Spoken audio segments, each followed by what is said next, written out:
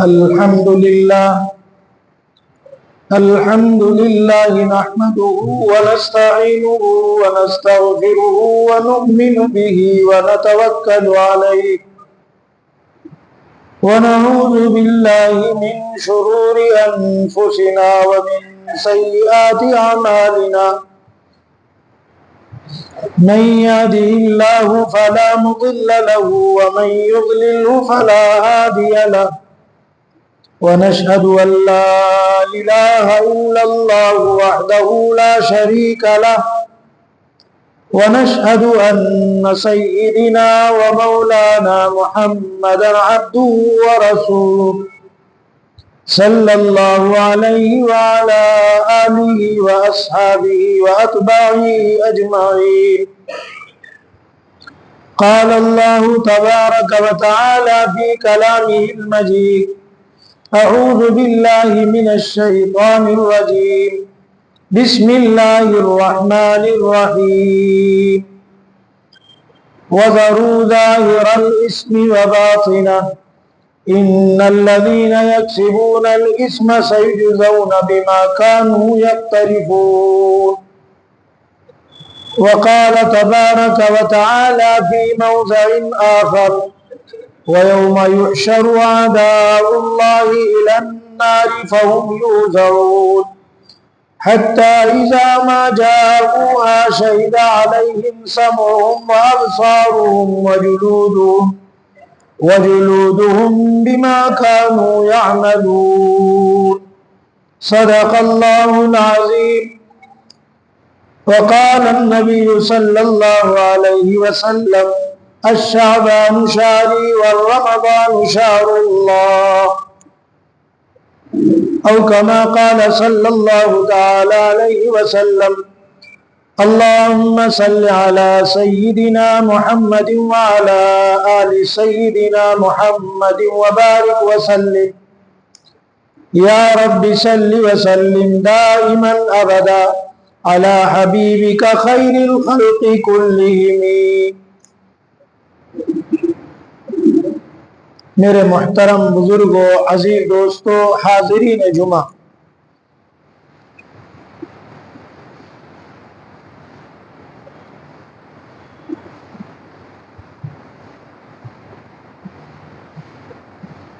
جتنا ہم حضور پاک صلی اللہ علیہ وسلم کے زمانے سے دور ہوتے جا رہے ہیں، اتنا ہم قیامت سے قریب ہوتے جا رہے ہیں، اور یہ قرب قیامت کا زمانہ ہے جو بہت تیزی سے گزر رہا ہے۔ حدیث شریف میں آتا ہے کہ قرب قیامت میں زمانہ بہت تیزی سے گزرے گا، یہاں تک کہ آج حال یہ ہے کہ آپ دیکھ لو، سال اس طرح گزر جاتا ہے جس طرح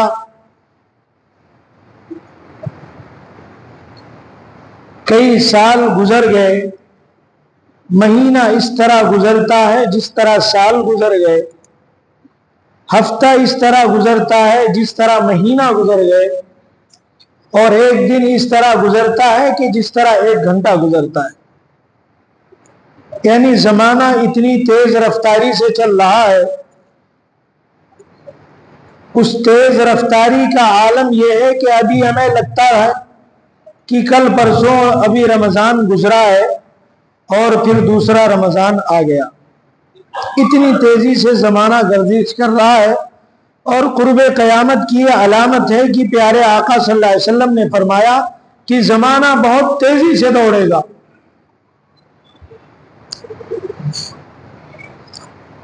تو بہرحال قرب قیامت یہ اس کی ایک علامت یہ بھی ہے کہ زمانہ بہت تیزی کے ساتھ چلے اور دوڑے۔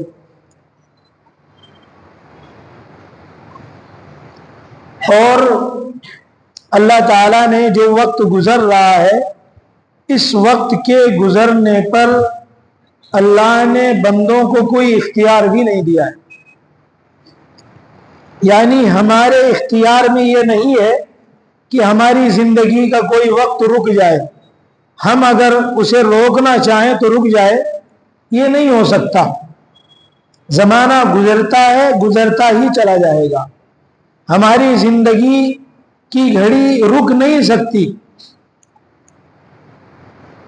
اسی لیے شاعر نے سمجھانے کے لیے کہ انسان کی زندگی کس طرح گزر رہی ہے کہا کہ اے غافل تجھے گھڑیال یہ دیتا ہے منادی، اے غافل تجھے گھڑیال، یہ گھڑی کو کہتے ہیں گھڑیال، اے غافل تجھے گھڑیال یہ دیتا ہے منادی، اللہ نے تیرے عمر کی ایک گھڑی اور گھٹا دی۔ سیکنڈ منٹ جو گزر رہا ہے وہ ہماری زندگی کی ایک ایک حصے کو کم کرتا ہوا جا رہا ہے، اور اس پر کوئی اختیار ہمارا آپ کا نہیں ہے۔ ہم اگر گھڑی کو روکنا چاہیں اپنی زندگی کے لیے تو نہیں روک سکتے۔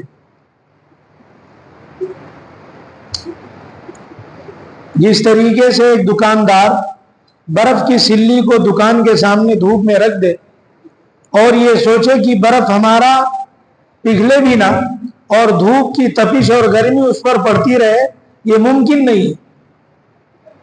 جتنی گرمی دھوپ اسے لگے گی اتنا تیزی سے وہ پگھلتا ہوا چلا جائے گا۔ یہی حال ہماری اور آپ کی زندگی کا ہے۔ ہم اپنی زندگی کو روک کر رکھنا چاہیں تو بھی نہیں روک سکتے، بس یہ مستقل گزر رہی ہے، گزرتی چلی جائے گی۔ پتہ چلا کہ بچپنا کب ختم ہوا، جوانی کب آئی، اور جوانی سے بڑھاپے میں ہم کب تبدیل ہو گئے پتہ ہی نہیں چلا۔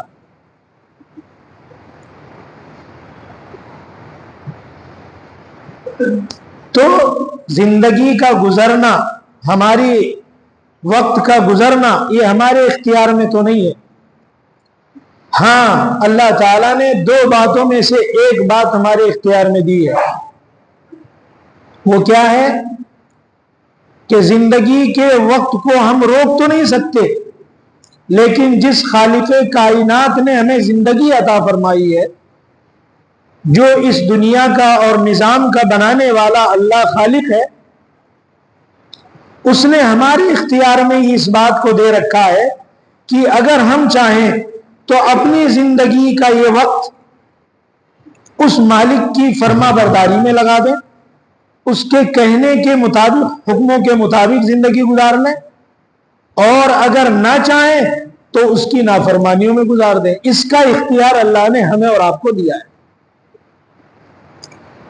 وقت کو روک تو نہیں سکتے، لیکن جو زندگی کا وقت گزر رہا ہے اس وقت کو ہم اگر چاہیں تو اللہ نے ہمیں اختیار دیا اس بات کا کہ مالک کے حکم میں، تابع داری میں، اللہ اور اس کے رسول کے طریقے کے مطابق زندگی گزارنا چاہیں تو گزار سکتے ہیں، اور اگر نہ چاہیں تو مالک کی بھی نہ مانے، مالک کو بھی نہ مانے۔ اور اللہ تعالیٰ نے قرآن پاک میں اس بات کے لیے صاف طریقے سے واضح کیا ہے کہ فَمَنْ شَاءَ فَلْيُؤْمِنْ وَمَنْ شَاءَ فَلْيَكْفُرْ، تمہیں اختیار ہے، تم چاہو تو ایک مومن بن کر ایک اچھی سچی زندگی گزار لو، اور اگر چاہو تو اللہ کا انکار کر کے کافر بن جاؤ۔ إِنَّا أَعْتَدْنَا لِلظَّالِمِينَ نَارًا، ہم نے دہتی ہوئی آگ تیار کر رکھی ہے سزا دینے کے لیے۔ تو انسان کو اللہ نے اختیار اس پر تو دے دیا ہے کہ ہم چاہیں تو مالک کے حکموں کے مطابق اپنی زندگی کو گزاریں، اور اگر چاہیں تو اس کے حکموں کے خلاف زندگی گزاریں۔ اختیار اس کا اللہ نے ہمیں اور آپ کو بندے کو دیا ہے، لیکن آپ کی زندگی کا پہیہ گھومتا ہی رہے گا جب تک کہ آپ کے جسم سے آپ کی روح نہ نکل جائے۔ آپ روک کر رکھنا چاہیں تو کبھی ایسا نہیں ہو سکتا کہ آپ اپنی زندگی کو روک سکتے۔ تو میرے عزیز دوستو، بزرگوں، جب زندگی گزر ہی رہی ہے اور گزرتی چلی جائے گی، اور ایک دن ایسا آئے گا کہ ہم گزر جائیں گے، تو اس سے پہلے ہمیں اور آپ کو چاہیے کہ جو زندگی کا وقت ہمارے کو اللہ نے دیا ہے اس کو مالک کی تابع داری میں، حکم کی فرما برداری میں، اطاعت اللہ میں، اطاعت رسول میں گزار کر کے اللہ کا ایک سچا پکا فرما بردار بندہ بن جائے۔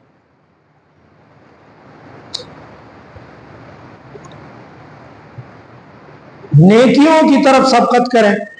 وقت تیزی سے گزر رہا ہے, جتنا ممکن ہو سکے نیکیاں اپنے پاس جمع کر لیں. اس لیے قرآن کریم میں اللہ نے فرمایا فَفِرُّوا إِلَى اللَّهِ, اللہ کی طرف بھاگو, اللہ کی طرف دوڑ لگاؤ, اللہ کی طرف ہی آ جاؤ, اللہ کی پناہ میں آ جاؤ. اللہ سے بھاگ کر تم کہیں سکون نہیں پا سکتے, اللہ سے دور رہ کر تم اپنی زندگی کا سکون حاصل نہیں کر سکتے.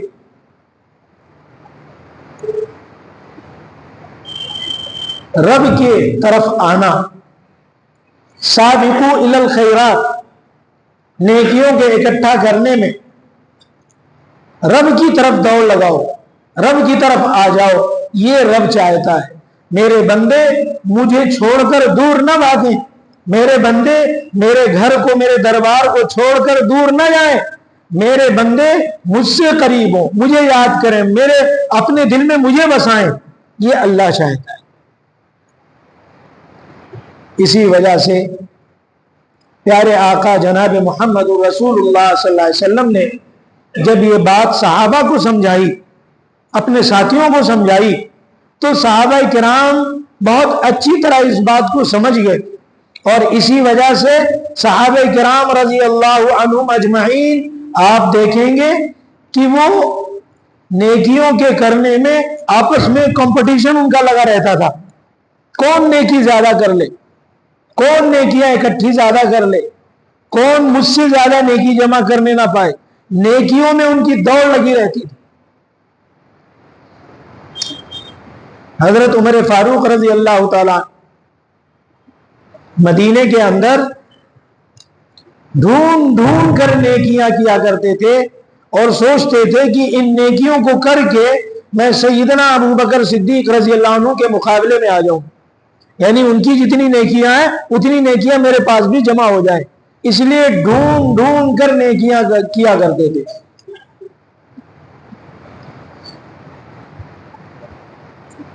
ایک مرتبہ جب خلیفہ بنے سیدنا حضرت عمر فاروق رضی اللہ تعالیٰ عنہ, تو کہنے لگے کہ اے لوگوں مجھے یہ بتاؤ کوئی ایسی نیکی جس کو میں نہیں کرتا ہوں اور سیدنا ابو بکر صدیق رضی اللہ عنہ کیا کرتے تھے, کسی کو اگر معلوم ہو تو بتاؤ.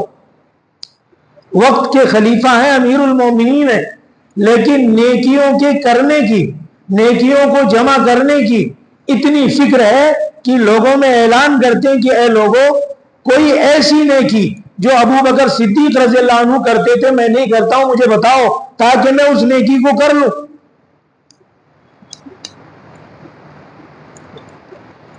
لوگوں نے عرض کیا کہ امیر المومنین سیدنا ابو بکر صدیق رضی اللہ عنہ, ان کا ایک عمل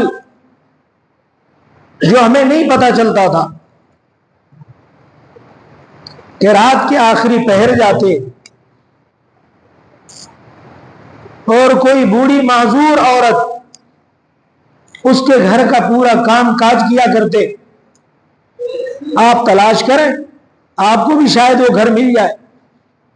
سیدنا حضرت عمر فاروق رضی اللہ تعالیٰ عنہ سیدنا ابو بکر صدیق رضی اللہ تعالیٰ عنہ کے اس نیکی کی تلاش میں چل پڑے, اور مدینے میں ایک بوڑھی عورت رہا کرتی تھی.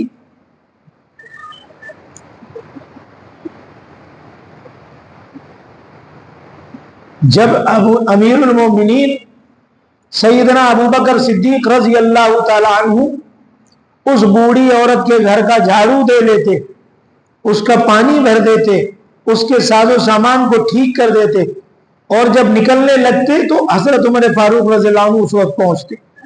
تو ایک دن دیر ہو گیا, دوسرے دن بھی دیری ہو گئی, تیسرے دن کہنے لگے کہ آج تو میں اس بندے کو کون ہے جو اس گھر کا سارا کام کر کے نکل جاتا ہے, آج تو میں جلدی اٹھوں گا.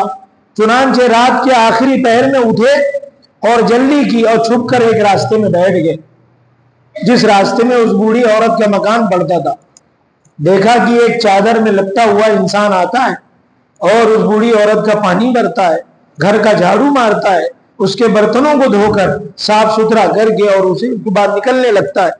حضرت عمر فاروق رضی اللہ تعالیٰ عنہ دوڑ کر پہنچتے ہیں اور چادر اس شخص کے اوپر سے ہٹاتے ہیں تو پتہ چلتا ہے کہ یہ کوئی اور نہیں، یہ تو وقت کے خلیفہ سیدنا ابو بکر صدیق رضی اللہ تعالیٰ عنہ۔ آپ اندازہ کر سکتے کہ پیارے رسول صلی اللہ علیہ وسلم نے صحابہ میں اپنے خلیفاؤں کے اندر وہ محبت پیدا کی تھی کہ ان کو دوڑ نیکیوں میں لگی رہتی تھی، ریس نیکیوں میں لگاتے تھے کہ میں نیکی کر لے جاؤں، میں جلدی سے اس کام کو انجام دے دوں۔ تو جب امیر المؤمنین سیدنا حضرت عمر فاروق رضی اللہ تعالیٰ عنہ نے لوگوں کے درمیان کہا کہ مجھے کوئی ایسی نیکی جو ابو بکر صدیق رضی اللہ عنہ کیا کرتے تھے بتاؤ جو میں نہیں کرتا ہوں تاکہ میں اس نیکی کو کر لوں۔ تو لوگوں نے عرض کیا کہ امیر المومنین، ہم نے دیکھا کہ جب آپ حکومت کے کام سے فارغ ہو جاتے تو اس کے بعد آپ ایک ٹفن لیتے اور اس ٹفن کو لے کر اس راستے سے آپ جایا کرتے تھے جنگل میں، ہمیں نہیں پتا کہ وہ ٹفن وہاں لے جا کر کسے کھلاتے تھے، آپ اس کو تلاش کریں شاید آپ کو مل جائے۔ اب دیکھیے، غور کیجئے، یہ بھی خلیفہ ہیں، امیر المومنین ہیں، حضرت عمر فاروق رضی اللہ عنہ گھر میں ٹفن تیار کروا کے اور اسی راستے پر چل پڑتے ہیں جس راستے پر ابو بکر صدیق رضی اللہ عنہ روزانہ جایا کرتے تھے۔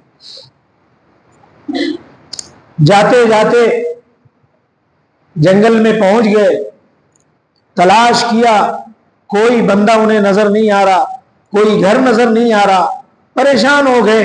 آخر سورج غروب ہونے کا وقت آ گیا تو پہاڑ کی چوٹی پر ایک غار تھا، وہاں سے انہیں ذکر اللہ کی آواز آئی۔ یہ پہاڑ پہ چڑھ گئے، غار میں پہنچے تو دیکھا کہ ایک شخص ہے جو اللہ کا ذکر کر رہا ہے اور مگن ہے اس میں، اور اس کی حالت یہ ہے کہ نہ اس کے پیر ہیں نہ اس کے ہاتھ ہیں، ہاتھ بھی کٹا ہوا ہے اور پیر سے بھی وہ بندہ معذور ہے اور ذکر اللہ میں مشغول ہے۔ اب حضرت عمر فاروق رضی اللہ تعالی عنہ کو یقین ہو گیا کہ ہو نہ ہو یہ وہی شخص ہے جس کے پاس سیدنا ابو بکر صدیق رضی اللہ تعالی عنہ آیا کرتے تھے اور وہی اس کی خدمت کیا کرتے تھے۔ حضرت عمر فاروق رضی اللہ تعالی عنہ چپکے سے غار میں پہنچے، اپنے توشے دان کو، ٹفن کو کھولا اور روٹی کو سالن میں ڈبایا اور اس کے منہ میں ڈال دیا۔ جیسے ہی امیر المؤمنین نے اس بندے کے منہ میں ڈالا، فوراً اس بندے نے کہا کیا ابو بکر کا انتقال ہو گیا؟ کہنے لگے کہ اے شخص تجھے کیا پتا، تو آنکھوں سے بھی معذور ہے، نابینا ہے، اندھا ہے، تجھے کیا پتا کہ کھلانے والا کون ہے؟ کیسے تجھے پتا چلا کہ ابو بکر کا انتقال ہو گیا؟ کہا کہ امیر المومنین کو معلوم تھا کہ میرے منہ میں دانت نہیں ہے، اس لیے وہ روٹی کا نوالا پہلے اپنے منہ میں چبا کر نرم کر کے مجھے کھلایا کرتے تھے۔ اندازہ کر لیں آپ سیدنا ابو بکر صدیق رضی اللہ تعالیٰ عنہ کے نیکی کا کہ یہ صحابہ تھے کہ کتنا نیکیوں کی طرف ان کی رغبت تھی، اور پیارے آقا صلی اللہ علیہ وسلم نے کون سی روح ان کے اندر پھونکی تھی کہ وہ کوئی نیکی کو ضائع نہیں کیا کرتے تھے۔ امیر المومنین عمر فاروق رضی اللہ تب پتہ چلا کہ سیدنا ابو بکر صدیق رضی اللہ عنہ روزانہ اس بندے کو آ کر منہ میں نوالا نرم کر کے کھلا کر اس کا پیٹ بھر کے پھر جایا کرتے تھے۔ یہ تھے صحابہ کرام۔ وَسَارِعُوا إِلَى مَغْفِرَةٍ مِّن رَبِّكُمْ، دوڑو اپنے رب کی مغفرت کی طرف، اپنے رب کی چاہت کی طرف۔ اور یہی بندے کی اصل کامیابی ہے کہ نیکیوں کو تلاش کرے کہ مجھے نیکیاں چھپ کر کہاں کرنی ہے، کیسے کرنی ہے۔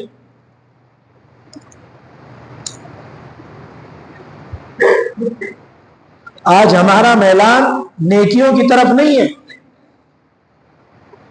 آج ہم نیکیوں میں سبقت نہیں کرتے، ہم نہیں چاہتے کہ نیکیوں میں آگے بڑھ جائیں، یہ چیز ملی تھی صحابہ کرام رضی اللہ عنہم اجمعین کو، اور یہ صحبت کی برکت تھی جناب محمد الرسول اللہ صلی اللہ علیہ وسلم کی، آپ کے ساتھ صحبت میں رہنے کی وجہ سے، آپ کے ساتھ زندگی گزارنے کی وجہ سے یہ کیفیت صحابہ میں پیدا ہوئی تھی کہ وہ نیکیوں میں بھاگا کرتے تھے کہ میں اس نیکی کو جلد سے جلد انجام دے۔ غزوہ تبوک کا موقع تھا، پیارے آقا صلی اللہ علیہ وسلم نے چندہ مانگا،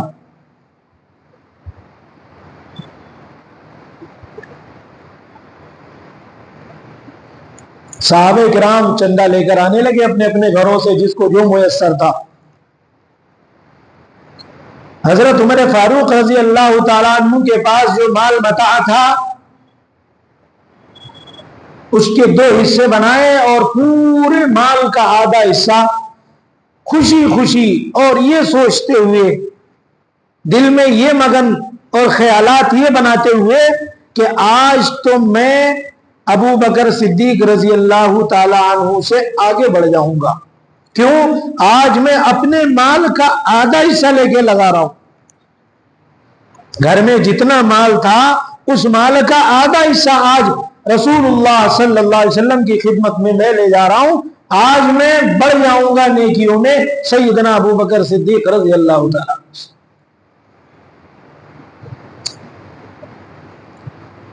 رسول اللہ صلی اللہ علیہ وسلم نے پوچھا کہ عمر کیا لائے ہو؟ عمر فاروق رضی اللہ تعالیٰ عنہ نے کہا کہ آج میں مال کا آدھا پورا لے کر چلا آیا۔ تھوڑی دیر گزری تھی کہ سیدنا ابو بکر صدیق رضی اللہ تعالیٰ عنہ بھی مال لے کر آ رہے ہیں۔ پیارے رسول صلی اللہ علیہ وسلم نے غزوہ تبوک کے لیے مال کی ضرورت تھی، جنگ لڑنا تھا دشمنوں سے، اس لیے آپ نے چندہ مانگا تھا۔ اب ابو بکر صدیق رضی اللہ تعالی عنہ پورے گھر کا جو بھی مال تھا، جہاں دینار و درہم پڑے ہوئے تھے، جس طاق میں رکھا کرتے تھے پیسہ، اس طاق کو جھاڑو مار کر سمیٹ کر لے کر آ رہے۔ والد صاحب قحافہ آخر میں ان کی بینائی چلی گئی تھی، ان کے والد صاحب ابو بکر صدیق رضی اللہ تعالیٰ عنہ کی بیٹی سیدہ اسماء رضی اللہ عنہ سے پوچھتے ہیں کہ ارے ابو بکر سب مال لے کے جا رہا ہے، کچھ تمہارے لیے بھی چھوڑا یا نہیں؟ تو جانتے ہیں کہ کیا ترتیب بنائی سیدنا ابو بکر صدیق رضی اللہ عنہ نے۔ جس طاق میں مال رکھا کرتے تھے، تھوڑے سے اس میں پتھر کے ڈلے ڈال دیے اور اس کے اوپر کپڑا ڈال کے بتا دیا کہ ابا حضور جب یہ پوچھیں گے تو بتا دینا کہ بہت سارا مال رکھا ہوا ہے۔ لیکن حقیقت حال یہ تھی کہ گھر میں جھاڑو دے کر سب لے کر چلے آئے۔ کیوں؟ آج اسلام کو میرے مال کی ضرورت ہے، آج مانگا ہے جناب محمد الرسول اللہ صلی اللہ علیہ وسلم نے، اس لیے سارا مال لے کر آ گئے۔ حضور پاک صلی اللہ علیہ وسلم نے پوچھا کہ ابو بکر کیا چھوڑ کر آئے ہو؟ سوال کیا چھوڑ کر آئے ہو گھر میں؟ تو عرض کیا کہ یا رسول اللہ صلی اللہ علیہ وسلم، قربان جائے پیارے آقا جناب محمد رسول اللہ صلی اللہ علیہ وسلم کو اللہ تعالی ہمارے دلوں میں بھی وہ سچی محبت عطا فرمائے، وہ جذبہ عطا فرمائے کہ پیارے نبی کے ایک ایک فرمان پر وہ عمل کرنے والا ہمارا ایمان ہمیں عطا فرمائے۔ یہ تھے صحابہ کرام، قربان ہو جاتے تھے آپ صلی اللہ علیہ وسلم کے ذات اقدس پر۔ کہا ابقیت اللہ ورسولہ، ابو بکر صدیق رضی اللہ عنہ جواب دیتے ہیں کہ بس گھر میں کچھ نہیں، اللہ اور اس کے رسول کو چھوڑ کر آیا ہوں، کچھ نہیں سب لے آیا، جھاڑو مار کے لے کر آیا ہوں، گھر میں اللہ اور اس کے رسول کو چھوڑ کر آیا ہوں، بس میرے لیے اللہ اور اس کا رسول کا۔ اور جب بندہ اللہ پر اس طرح اعتماد کرتا ہے، اس طرح ایمان اور یقین اس کا اللہ پر جم جاتا ہے، تو اللہ خود فرماتے ہیں وَمَن يَتَوَكَّلْ عَلَى اللَّهِ فَهُوَ حَسْبُهُ، جو اللہ پر بھروسہ کر لیتا ہے اللہ اس کے لیے کافی ہو جاتا ہے۔ الیس اللہ بکاف عبدہ، اللہ اپنے بندے کے لیے کافی ہے۔ حسبنا اللہ ونعم الوکیل، اللہ ہمارے لیے کافی ہے۔ ونعم الوکیل، وہی بہترین کارساز ہے، ہمارے کاموں کو بنانے والا ہے۔ تو جب ایمان اللہ کی ذات پہ، اعتماد بھروسہ ایمان والوں کا، مومنین کا اللہ کی ذات پہ ہوتا ہے تو پھر انہیں آگے کسی چیز کا غم نہیں ہوتا ہے۔ سب کچھ لے آئے، مال پورا جمع کر دیا۔ حضرت عمر فاروق رضی اللہ تعالی عنہ نے جب یہ جواب سنا تو کہا کہ اب میں پوری حیات، پوری زندگی کبھی نیکیوں میں آگے نہیں بڑھ سکتا۔ آج ہمارا حال کیا ہے؟ ہم دنیاوی چیزوں میں تو ہم کمپٹیشن کرتے ہیں، فلاں کا محل بنا تو ہمارا بھی بنگلہ بننا چاہیے، فلاں کے پاس گاڑی آئی تو اس سے گاڑی مہنگی ہمارے پاس ہونا چاہیے، فلاں اس طرح کا مکان بنایا اس سے بہترین مکان ہمارا ہونا چاہیے۔ یہ دنیا کی چیزوں میں ریس ہے، لیکن صحابہ کی طرح ہمارا نیکیوں میں کمپٹیشن نہیں ہے۔ ہم نیکیوں میں نہیں چاہتے کہ فلاں آدمی 5 وقت کا نمازی ہے تو ہم بھی 5 وقت کے نمازی بن جائیں، فلاں کے گھر میں دینداری ہے تو ہمارے گھر میں بھی دینداری آ جائے۔ اب آج جمعہ کا حال ہے، ہمارا حال کیا ہے؟ ایک موقع پر پیارے آقا جناب محمد الرسول اللہ صلی اللہ علیہ وسلم نے صحابہ کے سامنے کہا کہ اے لوگو، اگر میں تمہیں پہلی صف میں نماز پڑھنے کا جو ثواب ہے، کیا فرمایا پیارے آقا صلی اللہ علیہ وسلم نے کہ اگر میں تمہیں پہلی صف میں نماز پڑھنے کا جو ثواب ہے، اس کا جو درجہ ہے، اس کی جو فضیلت ہے، اللہ کی طرف سے ملنے والا جو اجر ہے، اگر میں تمہیں بتا دوں تو تم پہلی صف کی جگہ حاصل کرنے کے لیے تلواریں باہر نکال لو، یعنی لڑائی قتل و قتال ہو جائے پہلی صف میں جگہ پانے کے لیے۔ یہ ایک مرتبہ پیارے آقا جناب محمد الرسول اللہ صلی اللہ علیہ وسلم نے صحابہ کے سامنے ایک مرتبہ اس کا تذکرہ فرمایا تو جانتے ہو صحابہ کرام رضی اللہ عنہم اجمعین نے تلواریں تو نہیں نکالی، لیکن پہلی صف میں جگہ حاصل کرنے کے لیے انہوں نے جو کوششیں کی، لکھا ہے کتابوں میں میرے بزرگ و عزیز دوستوں کہ آج بڑا افسوس ہوتا ہے کہ ہم دین کے معاملے میں کتنی کوتاہی کرتے ہیں۔ آج صورتحال یہ بن گیا ہے کہ ہم جمعہ میں وقت گزر جاتا ہے لیکن پھر بھی جمعہ میں حاضری ہماری نہیں ہوتی ہے۔ جس کا کاروبار ہے چل رہا ہے، جو کاروبار میں لگا ہے وہ ایڈجسٹمنٹ کرتا ہے کہ فلاں جگہ 1:30 بجے جمعہ ہے، 2 بجے کہاں ہے، 2:30 بجے کہاں ہے، 3 بجے کہاں ہے۔ اور یہ دور ایسا ہے دنیا میں مشغولیت کا، میں کہتا ہوں کہ اگر عصر اور جمعہ ایک ساتھ رکھا جائے تو پھر بھی بہت سے مقتدی مل جائیں گے جو وہاں جا کے جمعہ پڑھیں گے۔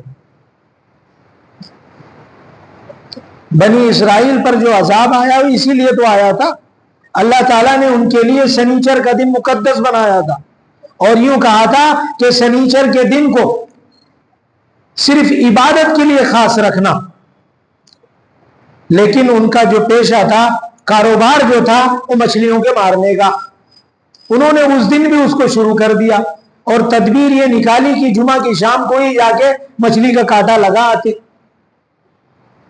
اللہ کو بات پسند نہیں آئی کہ یہ دیکھو میں اسے کھلا رہا ہوں، پلا رہا ہوں، ڈھیر ساری دولت دے رہا ہوں، آج ہماری حیثیت کیا ہے؟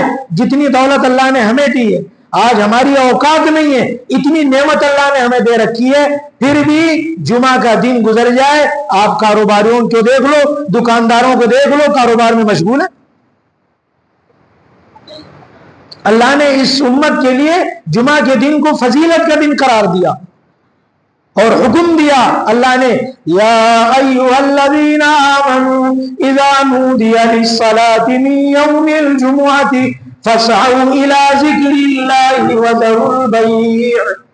قرآن پاک میں اللہ نے حکم دیا، اے ایمان والو جب جمعہ کی نماز کے لیے تمہیں پکارا جائے، جب مؤذن اذان دینے لگے تو تم دوڑ پڑو اللہ کے ذکر کی طرف، وذروا البیع، اپنا کاروبار، اپنا خرید و فروخت، اپنا لین دین، اپنے معاملات سب چھوڑ دو۔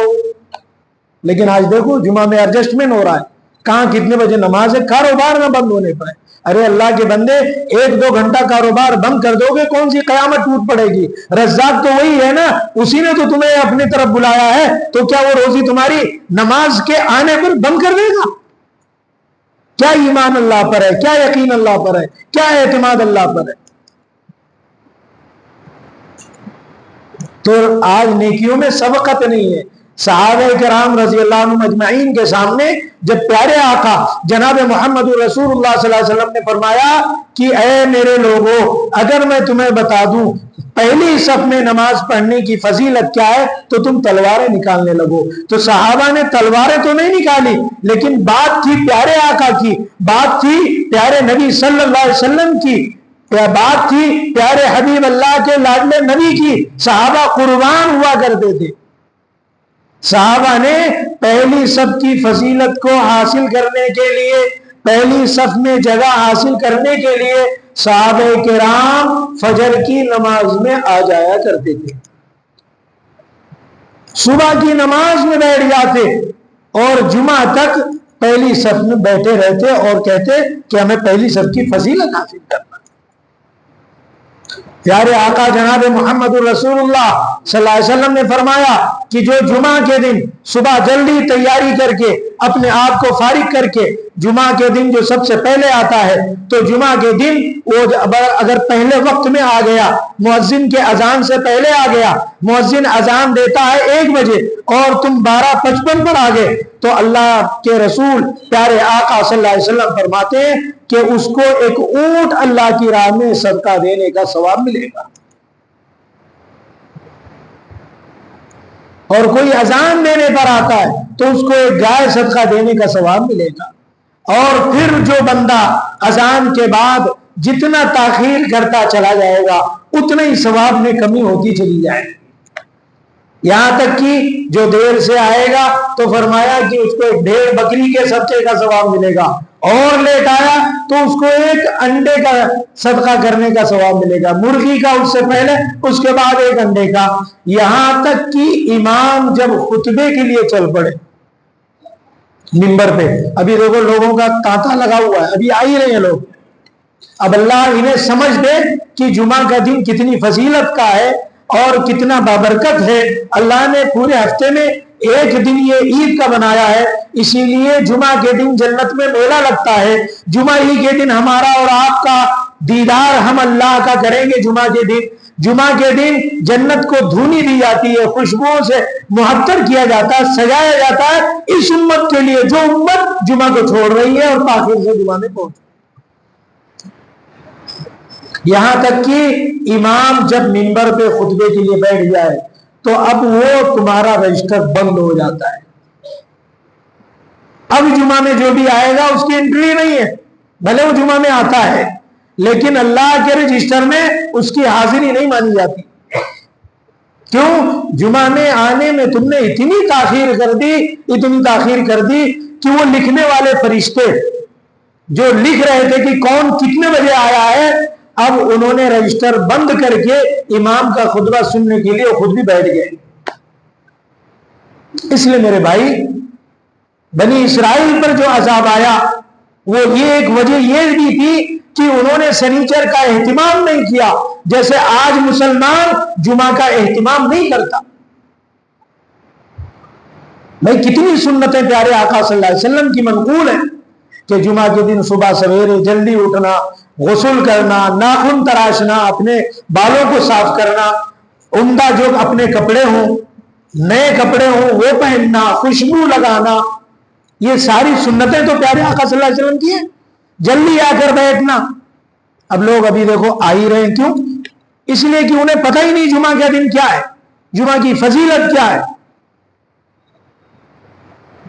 تو ہم میں اور صحابہ میں ایک بہت بڑا جو فرق ہو رہا ہے جتنا زمانہ جناب محمد رسول اللہ صلی اللہ علیہ وسلم سے ہم دور ہوتے جا رہے ہیں، قرب قیامت سے قریب ہوتے جا رہے ہیں، اتنی نیکیوں میں سبقت ہماری ختم ہو رہی ہے۔ جمعہ کا اہتمام کرنا چاہیے، نیکیوں میں رغبت ہونی چاہیے، ہمیں اللہ اور اس کے رسول نے جو کہہ دیا اس پر ہمارا عمل ہونا چاہیے۔ جمعہ کی اذان کے بعد کسی قسم کا بھی کاروبار جو کرتا ہے وہ کاروبار حرام کاروبار ہوتا ہے۔ اللہ نے صاف حکم دیا ہے، وَذَرُوا الْبَيْعَ، خرید و فروخت چھوڑ دو، جتنا گنہگار بیچنے والا اتنے گنہگار خریدنے والا۔ لیکن لوگوں کے سمجھ میں نہیں آتی بات۔ اس بنیاد پر ہمیں اور آپ کو چاہیے کہ اللہ کہتے ہیں وَسَارِعُوا إِلَى مَغْفِرَةٍ مِّن رَّبِّكُمْ وَجَنَّةٍ، اے لوگوں نیکیاں کر کے اچھے اعمال کر کے اپنے رب کی مغفرت چاہو، اللہ سے طلب کرو، اور اس جنت کی طرف طلب اور طلب پیدا کرو کہ جس جنت کی چوڑائی آسمان و زمین سے زیادہ ہے۔ دنیا میں کیا کچھ حاصل کر لو گے؟ اس لیے جمعہ کا اہتمام کرو، جن کے کانوں تک میری بات جا رہی ہے وہ دوسروں تک بھی پہنچائیں، جو کاروبار کرتے ہیں انہیں بھی سمجھائیں کہ آج جمعہ میں یہ ایسی بات ہوئی کہ ہمارا کاروبار ہی حرام ہو گیا، خرید و فروخت ہی حرام ہے۔ اگر جمعہ کی اذان کے بعد ہم کاروبار کرتے ہیں تو ہمیں اور آپ کو اس سے رکنا چاہیے۔ جمعہ کا اہتمام صبح سویرے سے کرنا چاہیے۔ میں نے بھی بتایا کہ صحابہ کا عمل مسجد نبوی میں صف اولا کو حاصل کرنے کے لیے وہ فجر میں آ جایا کرتے تھے کہ میری فجر میں جو جگہ مل جائے گی وہ جگہ جائے گی نہیں، اس لیے وہ پہلی صف میں بیٹھ جاتے۔ اس لیے میرے محترم بزرگوں، عزیز دوستوں، ہمیں اور آپ کو چاہیے کہ ہم ان باتوں کا اہتمام کریں۔ آپ اہتمام کر کے دیکھیں کیا کچھ اللہ کی طرف سے تمہیں ملے گا، کتنی نوازشیں ہوں گی۔ دیکھو اللہ نے قرآن پاک میں جگہ جگہ سمجھایا ہے، تمہیں دکان روزی نہیں دیتی۔ اگر دکان روزی دیتی ہوتی تو جو بھی دکان کھولتا سب کی چلنے لگتی۔ واللہ خیر الرازقین، اللہ بہترین روزی دینے والے ہیں۔ وَيَرْزُقُهُ مِنْ حَيْثُ لَا يَحْتَسِبُ، روزی اللہ ایسی جگہ سے تمہیں دیں گے تمہارا گمان بھی نہیں ہوگا، تمہیں پتہ بھی نہیں چلے گا۔ کسٹمر کے دل میں خواہش پیدا کرنے والا کون ہے؟ کون تمہارے دل میں بات ڈالتا کہ نہیں فلاں دکان میں جا کے لینا ہے؟ یہ اللہ ہے، اللہ کی ذات ہے۔ فَاللَّهُ خَيْرٌ حَافِظًا وَهُوَ أَرْحَمُ الرَّاحِمِينَ، اللہ کی ذات کی طرف دوڑو، اللہ ہی بہترین حفاظت کرنے والے، رحم کرنے والے وہی۔ لیکن یہ ایمان ہی نہیں بننا ہمارا، سوچتے ہیں کہ جمعہ میں جو کاروبار ہے وہ ہمارا نقصان ہو جائے گا۔ کوئی نقصان تمہارا نہیں ہے، رزق وعدہ اللہ نے کیا ہے۔ اللہ نے تو یہ کہا ہے انسان تو گھبراتا ہے وَمَا مِن دَابَّةٍ فِي الْأَرْضِ إِلَّا عَلَى اللَّهِ رِزْقُهَا، ارے انسان تو گھبراتا ہے، میں نے تو جو جانور ہے نا جس کے اندر جان ڈالی ہے، میں نے زمین پر جتنے جانور بھیجے اس کی روزی کا ذمہ دار بھی میں ہی۔ تو اے انسان تو ڈرتا ہے؟ جانور بھروسہ کرتا ہے، چڑیاں پرندے اللہ پر بھروسہ کرتے ہیں، ہمارا ایمان ہمارا بھروسہ اللہ پر اتنا بھی نہیں رہا۔ اس لیے جمعہ کی نماز چھوڑ کے لوگ کاروبار کرتے ہیں۔ دیکھ لو، اہتمام کرنا چاہیے، جمعہ کا اہتمام کرنا چاہیے، جلدی پہنچنا چاہیے۔ ہمارا حال یہ ہے کہ بس یہ سوچتے ہیں کہ کب دیر سے آنا اور جلدی بھاگنا، دونوں کام ہمارے اندر آ گیا۔ اور یہ بنی اسرائیل کی عادت تھی، ان پر عذاب بھی آیا، یہ تو عذاب سے ہم بچ جاتے ہیں، یہ قربان جائیں پیارے آقا جناب محمد رسول اللہ صلی اللہ علیہ وسلم پر، جنہوں نے اللہ سے بات منوا لی تھی کہ میری امت پر پچھلی قوموں کی طرح عذاب نازل مت کرنا، ورنہ ہمارے اعمال پچھلے قوموں سے برابر ہیں، سیم سے ملا کر دیکھو کوئی فرق نہیں ہے. بنی اسرائیل جو گناہ کرتے تھے امت محمدیہ وہی گناہ میں مبتلا ہے. سنیچر کو وہ کاروبار کرتے تھے, سنیچر کا دن ان کے لیے بنایا گیا تھا کہ اس دن کوئی کاروبار نہیں کرنا, صرف اللہ کو یاد کرنا ہے. جمعہ کے دن ہمارے لیے اللہ نے بنایا لیکن کوئی کاروبار نہیں کرنا ہے. آج دیکھو ساری مارکیٹوں کھلی ہوئی مسلمانوں. اس لیے میرے عزیز دوستوں بزرگوں, ہمیں اور آپ کو چاہیے کہ اہتمام کریں, اللہ کے غضب کو دعوت نہ دیں. دیکھیے چند روزہ عارضی زندگی ہے, اللہ کو راضی کر کے اس دنیا سے جائیں. پیارے آقا جناب محمد رسول اللہ صلی اللہ علیہ وسلم کی اتباع اور سنت میں زندگی گزاریں. اللہ تعالی ہم سبوں کو عمل کی توفیق عطا فرمائے.